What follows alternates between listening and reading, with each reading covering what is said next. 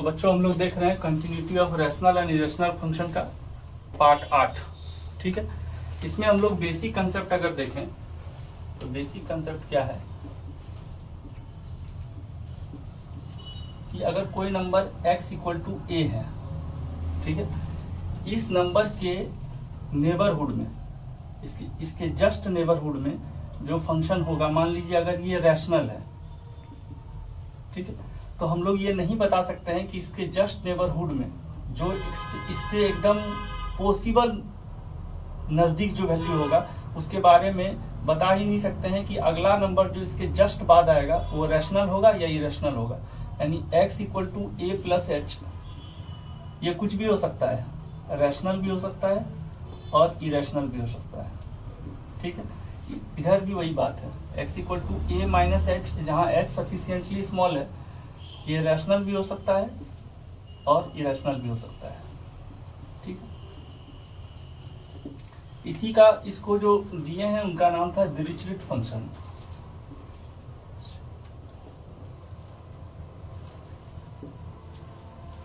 ठीक, ये Dirichlet function कहलाता है बच्चों। तो अब देखिए क्या है कि मान लीजिए यहाँ पर कोई फंक्शन है एफ एक्स इक्वल टू 1 और x यहाँ रैशनल नंबर और 0 रैशनल नंबर नहीं है, मतलब इरेशनल नंबर है। अब यहाँ पर देखिए किसी भी नंबर के लिए डिफाइन किया गया है, मतलब x रियल नंबर पर डिफाइन है। जब रैशनल होगा तो एफ एक्स का वैल्यू 1 होगा और जब रैशनल नहीं होगा यानी इरेशनल होगा तो इसका वैल्यू 0 होगा। मान लीजिए हम लोग कोई वैल्यू ले लें x इक्वल टू a जो बिलोंग्स करता है रैशनल नंबर से, यानी q से बिलोंग कर रहा है। ठीक है, तो एफ ए का वैल्यू क्या होगा, एफ ए का वैल्यू होगा, q से बिलोंग्स कर रहा है तो एफ ए का वैल्यू 1 होगा। अब LHL अगर लिखें तो होगा limit s tends to 0 f a minus h. अब यहां पर अगर देखें तो a माइनस एच रैशनल भी हो सकता है और इरेशनल भी हो सकता है। तो if a minus H rational है तो ये चीज क्या आएगा, रैशनल अगर है इनपुट अगर आप रैशनल दिए हैं तो इसका वैल्यू आ जाएगा 1। ठीक है, और अगर a माइनस एच इरेशनल है तो इसी का वैल्यू आ जाएगा 0, यानी LHL 2 वैल्यू दे रहा है। ठीक है, सिमिलरली अगर RHL देखें तो RHL क्या होगा, limit s tends to 0 f a plus h, और अगर ये रैशनल है तो इसका वैल्यू आएगा, रैशनल है तो वैल्यू आएगा 1 और अगर ये इरेशनल है तो इसका वैल्यू आएगा 0। तो आप देख रहे हैं कि ये फंक्शन कंटिन्यूअस नहीं है x के किसी भी मान के लिए। ठीक है, so f x is discontinuous for all x belongs to real number. x के किसी भी वैल्यू के लिए ये फंक्शन कंटिन्यूअस नहीं है। ठीक है बच्चों, एक अगला एग्जांपल और देखते हैं।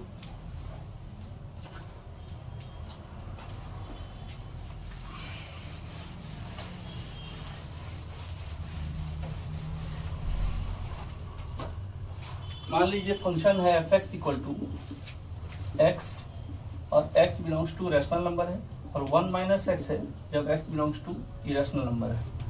ठीक है, अब इसका ग्राफ से भी अगर इसको देखें तो एक तो इसका नॉर्मल सा ग्राफ पहले खींचते हैं, नॉर्मल। तो f x equal to x का ग्राफ ये होगा और f x equal to 1 minus x का ग्राफ अगर खींचें तो देखिए 1 माइनस एक्स का अगर ग्राफ खींचेंगे तो ऐसा ग्राफ आएगा 1 माइनस एक्स का, f x equal to 1 minus x और f x equal to x. बिना बाउंड्री कंडीशन के हम लोग अभी ग्राफ खींच रहे हैं, लेकिन यहाँ पर बोला है कि f x equal to x तभी होगा जब एक्स रैशनल होगा और ये 1 माइनस एक्स तभी होगा जब जो पॉइंट है वो इरेशनल हो। तो हम लोग इस तरह का ग्राफ नहीं खींच सकते, तो हम लोग क्या करते हैं, इसको पॉइंट वाइज लिखने का प्रयास करते हैं। मान लीजिए यहाँ पर हम लोग पॉइंट वाइज एकदम क्लोज पॉइंट दिए और वो हम लोग मान लिए कि वो रैशनल फंक्शन है, वो सब रैशनल पॉइंट है, जहाँ पर ये ग्राफ खींचा गया वो सब रैशनल पॉइंट है। तो इस तरह का टूटा ग्राफ आएगा और सिमिलरली इसी तरह 1 माइनस एक्स का ग्राफ अगर खींचें तो कुछ इसी तरह का टूटा टूटा ग्राफ आएगा। लेकिन एक पॉइंट ये वाला देखिए, ये एक पॉइंट ऐसा है यहाँ पर जो इस दोनों ग्राफ में कॉमन है। तो उस पॉइंट के नेबरहुड में अगर आप देखें तो फंक्शन कंटिन्यूअस हो चुका है। ठीक है, उस पॉइंट के नेबरहुड में अगर आप देखें तो फंक्शन कंटिन्यूअस हुआ है किसी एक सिंगल पॉइंट पर, और किसी पॉइंट पर नहीं हुआ है। ठीक है, तो ये एक पॉइंट ऑफ इंटरसेक्शन अगर एक तरह से बोल सकें तो पॉइंट ऑफ इंटरसेक्शन है इस दोनों ग्राफ का, एक कॉमन पॉइंट जहां पर फंक्शन कंटिन्यूअस हो रहा है। ठीक है, इसको दूसरे तरीका से अगर और हम लोग देखें तो मान लीजिए कि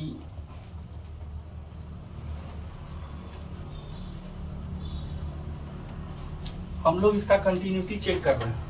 मान लीजिए यहाँ पर हम लोग देख रहे हैं तो यानी ये दोनों इसका पॉइंट ऑफ इंटरसेक्शन है। इसका मतलब x बराबर 1 माइनस एक्स अगर हो रहा है तो 2x बराबर 1 यानी x बराबर हाफ पर ये फंक्शन कंटिन्यूअस है। हम लोग इसको एनालिटिकल मेथड से भी देखेंगे कि मान लीजिए x इक्वल टू हाफ है और एक दूसरा कोई पॉइंट ले लिया x इक्वल टू 2, वहां भी चेक कर लेंगे। ठीक है, 1 पर भी चेक कर सकते हैं, 2 पर भी, हाफ छोड़ के किसी भी एक पॉइंट पर। तो मान लेते हैं x इक्वल टू हाफ है। ठीक, और ये एक रैशनल नंबर है। ठीक, तो अब देखें तो f हाफ का वैल्यू हो जाएगा हाफ, क्योंकि ये रैशनल नंबर है। और LHL अगर निकालें तो limit s tends to 0 f half plus h। अब f half plus h rational भी हो सकता है, इरेशनल भी हो सकता है। तो अगर ये रैशनल होगा, अगर हाफ प्लस h रैशनल है तो इसका वैल्यू आ जाएगा लिमिट s टेंड्स टू 0, बस इनपुट उतर जाएगा x यानी हाफ प्लस h और इसका वैल्यू हो जाएगा हाफ। और इफ हाफ प्लस h ये इरेशनल है तो LHL क्या आएगा, limit s tends to 0 1 minus half plus h और इससे भी हाफ आया, यानी ये नंबर रैशनल रहे या इरेशनल रहे इसका LHL हाफ आया। ठीक है, RHL देखते हैं। RHL का वैल्यू होगा limit s tends to 0 f half plus h। तो अब ये हाफ प्लस h अगर रैशनल है और इरेशनल है, दो बात होगा, अगर ये रैशनल है और यदि ये इरेशनल है। तो अगर रैशनल है तो इस केस में इसका जो वैल्यू आएगा ये हाफ प्लस h आएगा, और अगर ये इरेशनल है तो ये वैल्यू आएगा।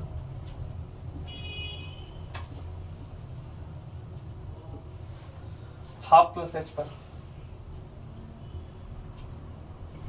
तो यहां से देखिए इसको सॉल्व कीजिएगा तो हाफ आएगा, यहां से इसको भी सॉल्व कीजिएगा तो हाफ आएगा। यानी फंक्शन हाफ पर इसका left hand limit, right hand limit सब बराबर है, और लिमिटिंग वैल्यू मतलब left hand limit, right hand limit और फंक्शन का वैल्यू हाफ पर बराबर है। इसका मतलब ये फंक्शन हाफ पर कंटिन्यूअस है। तो इन जनरल हम लोग बोल सकते हैं कि अगर कोई function f x equal to, यहाँ पर अगर पी एक्स है और यहाँ पर कोई फंक्शन क्यू एक्स है जहाँ x बिलोंग्स टू रैशनल है और x बिलोंग्स टू इरेशनल है, is continuous at x equal to alpha, then p alpha equal to q alpha, ऐसा हम लोग बोल सकते हैं। ठीक, इसको आप नोट कीजिए बच्चों। इस पर आधारित हम लोग कुछ सवाल देखते हैं, आपको समझ में आएगा।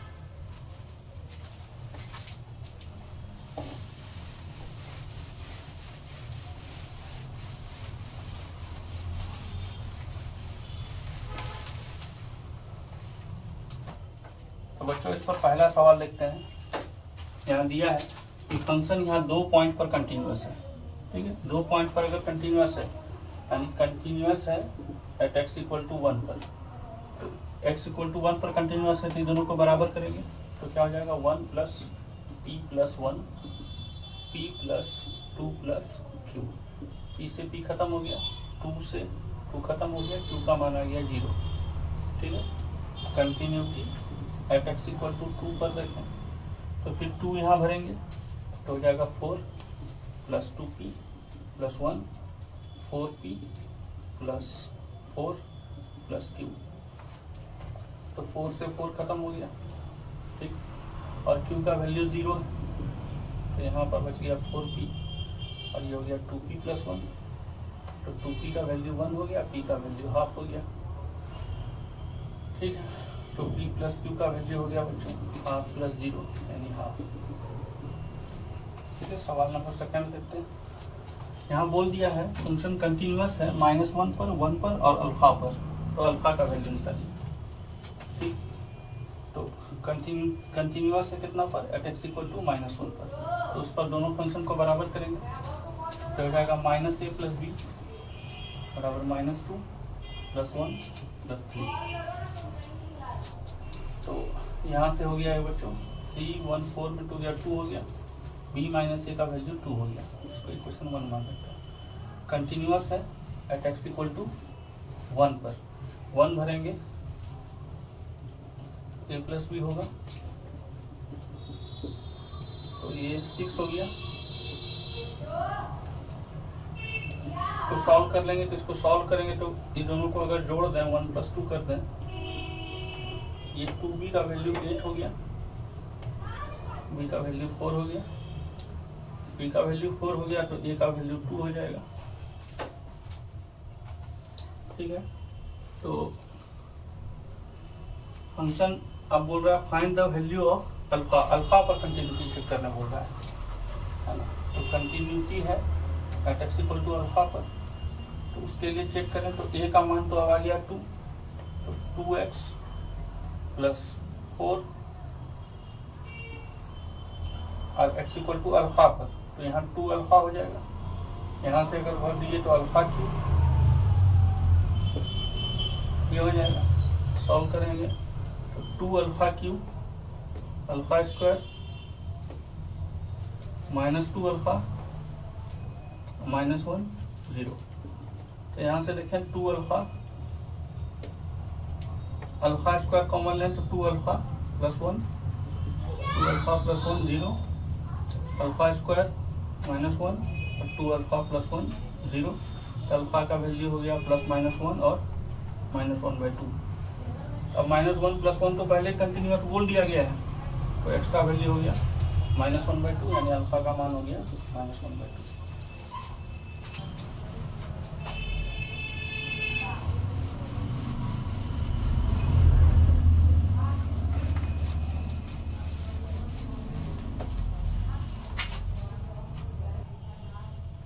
अगला सवाल बच्चों सवाल नंबर 3 देखते हैं। एफ का 2 वैल्यू दिया हुआ है और कंटिन्यूअस है at 2 points a and b पर, फाइंड द एरिया ऑफ। ये कंटिन्यूअस एट 2 पॉइंट्स है, ठीक है। तो वो 2 पॉइंट पर कंटिन्यूअस है, तो वो 2 पॉइंट भी निकाल लेते हैं। मान अगर ये कंटिन्यूअस है तो मान लेते हैं, अगर ये कंटिन्यूअस है तो दोनों फंक्शन को बराबर कर दीजिए, ये हो जाएगा 2x square equal to 8, x equal to +-2 हो गया, ठीक है। यही वो 2 पॉइंट है। अब क्या बोलता है 2 पॉइंट्स ए एंड बी, तो एक पॉइंट ले लेंगे हम लोग 2 0, एक बी पॉइंट ले लेंगे -2 0, ठीक है। तो हम लोग सॉल्व करते हैं इसको। पहला है ओरिजिन, ओरिजिन रखने बोला गया है और एक ए का कोऑर्डिनेट क्या होगा, तो एक्स का वैल्यू अगर 2 रखेंगे तो वाई का वैल्यू हो जाएगा आपका 4 और -2 रखेंगे तो भी आएगा 4, है ना। तो ठीक है, यहाँ पर एक कोऑर्डिनेट हो गया आपका 2 4, इसको हम लोग मान लिए ए पॉइंट है और एक पॉइंट इधर ले लेते हैं बी, इसका कोऑर्डिनेट हो जाएगा -2 4 और इससे एक ट्रायंगल बना लिया। तो अब देखिए यहाँ से यहाँ का हाइट तो 4 यूनिट है और यहाँ से यहाँ तक का दूरी 4 यूनिट है, तो एरिया आप ट्रायंगल कर दीजिए 1/2 × 4 × 4 8 स्क्वायर यूनिट। सवाल नंबर 4 देखते हैं बच्चों। होता है f(x) का ये कंडीशन दिया हुआ है, find the values of a। अगर f(x) कंटिन्यूअस है एग्जैक्टली 2 पॉइंट पर, तो अगर एग्जैक्टली 2 पॉइंट पर है तो ये दोनों फंक्शन को बराबर करना होगा, x² - ax + 3 2 - x3, अब इसको इधर लाएं तो x square minus a x plus इतना है plus 1 minus a whole into x plus 1 equal to 0। ये हम लोग का क्वाड्रेटिक इक्वेशन एक बना। अब बोलता है कंटिन्यूअस है एग्जैक्टली 2 पॉइंट पर। अगर 2 पॉइंट पर कंटिन्यूअस है तो इसका मतलब 2 रूट है, और 2 रूट है तो d ग्रेटर देन 0 होगा। तो इसका मतलब b square minus 4ac greater than 0। इसका मतलब 1 माइनस ए माइनस 2 और 1 माइनस ए प्लस 2 ग्रेटर देन 0। और यहाँ से आ गया माइनस 1 प्लस ए और 3 माइनस ए ग्रेटर देन 0। ओके, और माइनस ए प्लस और 3 माइनस ए ग्रेटर देन, ठीक है। तो यहाँ से आ गया ए प्लस 1 इंटू 3 माइनस ए लेस देन 0, ठीक है। इसको और थोड़ा सॉल्व कर लें तो यहाँ से आ जाएगा ए प्लस 1 और ए माइनस 3 ग्रेटर देन 0। सॉल्व करें तो ये आएगा -1 और ये आएगा 3। ए से बड़ा के लिए पॉजिटिव, निगेटिव और पॉजिटिव, यानी ए -1 से बड़ा होगा, छोटा होगा, और ए 3 से बड़ा होगा। तो ये पहला नंबर का आंसर होगा बच्चों, जब कंटिन्यूअस एग्जैक्टली 2 पॉइंट पर है। बी नंबर में कंटिन्यूअस एग्जैक्टली 1 पॉइंट पर। तो उस कंडीशन में क्या करेंगे, अगर 1 पॉइंट पर कंटिन्यूअस है तो हम लोग बी नंबर में डी को 0 कर देंगे, तो यही वैल्यू मिलेगा हम लोग को सॉल्व करने के बाद। A plus 1 a minus 3 equal to 0, a का वैल्यू आ जाएगा -1 और 3।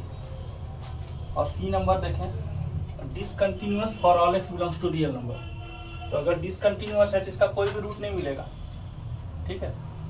Continuous discontinuous for all x belongs to real number है, इसका मतलब इसका कोई भी रूट मिलेगा नहीं, इसका मतलब डी लेस देन 0 है। इसको सॉल्व करें अगर तो यहीं से सॉल्व करते हैं बच्चों। ये आ गया था -1 प्लस ए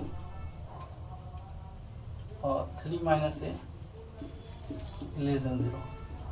अब इसको करें तो ए प्लस 1 इंटू 3 माइनस ए ग्रेटर देन 0, और यहाँ से सॉल्व करें तो ए प्लस 1 इंटू ए माइनस 3 लेस देन 0।